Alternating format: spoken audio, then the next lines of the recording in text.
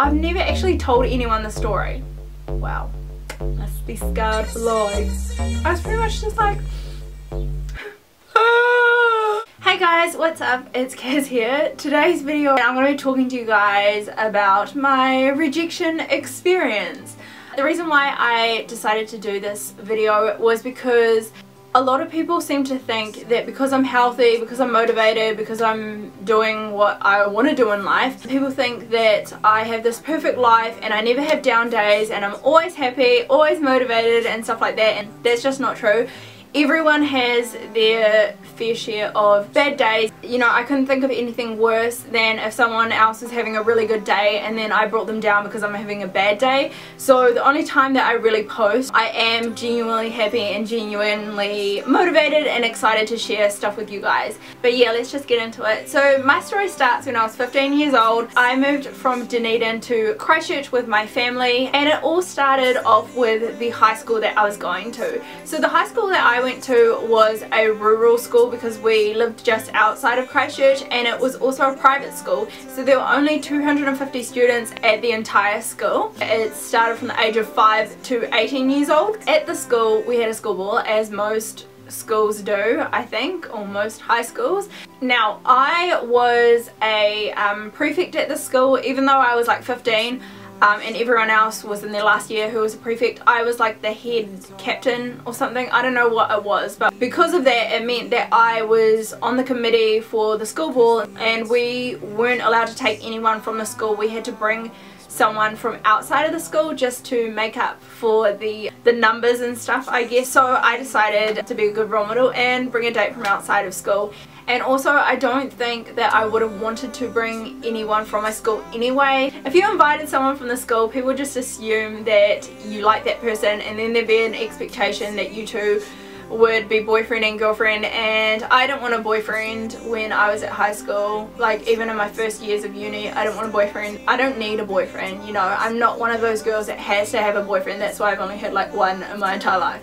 So I decided to invite someone from outside of my school, and the only people that I knew, or the only guys that I knew outside of school, was my church friends. So I decided to invite a guy from church. Like, I know you guys are probably picturing in your head that he's some nerdy choir boy or something like that, but the guys at our church were really cool and really friendly, and so I decided to invite one of them. Now, one of my friends told me that I had to go with someone that could dance, because not only would I look cool, but it meant that I'd have more fun because they would want to dance. I think most teenage boys aren't into dancing and they feel like shame or something. I thought that was a really good idea. There were two guys at my church that were good dancers, and coincidentally they were the two that I would have asked anyway. So there was one guy, he was 23 years old, I think. I can't really remember, but he was a lot older than I was. He was quite immature. Now the younger one was, I don't know, he must have been like 12, I think.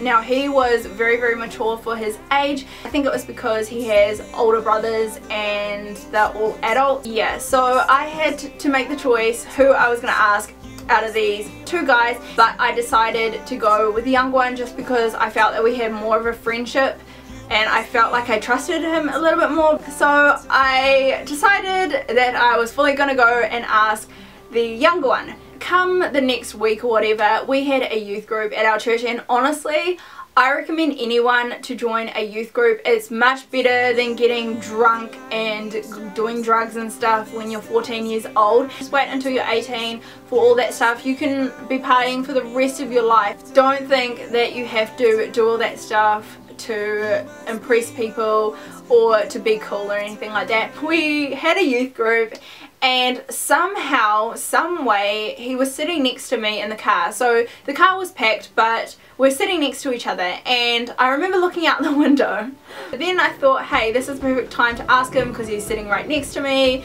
You know, I probably won't have any other time to talk to him. I'll just ask him now. So I remember looking outside the window and just honestly being really, really nervous. I don't even know why, because these days I don't find it hard to talk to guys, and I don't find it hard to talk to anybody really. I think I must have actually liked him, but I remember looking out the window and like trying to build my confidence up, and like I just remember thinking, like, just ask him, it's just a ball, just ask him, you're going as friends, like, it's okay, it's gonna be okay, Kaz, and just find it hilarious that you were ever this nervous. I just remember being so nervous. Then I was just like, okay, I'm gonna talk to him, like, I'm gonna get it over and done with, because then I'll feel much better afterwards. I just decided to lift my nuts off the ground and just go out and ask him. I'm pretty sure I could have phrased that a little bit better. So I decided to be courageous, be brave, and just ask this guy to go to the ball with me. So I started being like casual and all cool, and I started talking about my school, and then I started talking about my ball, and I would say things like, oh, so my school ball's coming up, you know, and he was just like, oh, cool, and I don't have a date, you know, like really hinting, like being hella obvious about it. He was just like, oh, cool, you know. Guys don't pick up hints. I was dropping a lot of hints and he just wasn't picking it up, so I decided, okay, this guy is not gonna get it. I remember actually saying, oh, I don't have anyone to go to the ball with.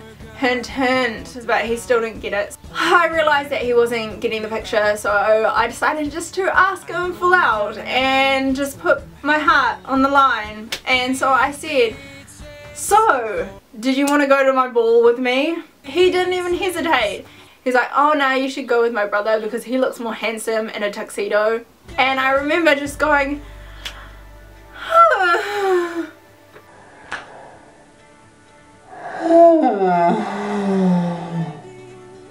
like legit, I could feel my confidence level go from here and just like plummet like the Fearful or some ride at Disney World or something. Like literally it was like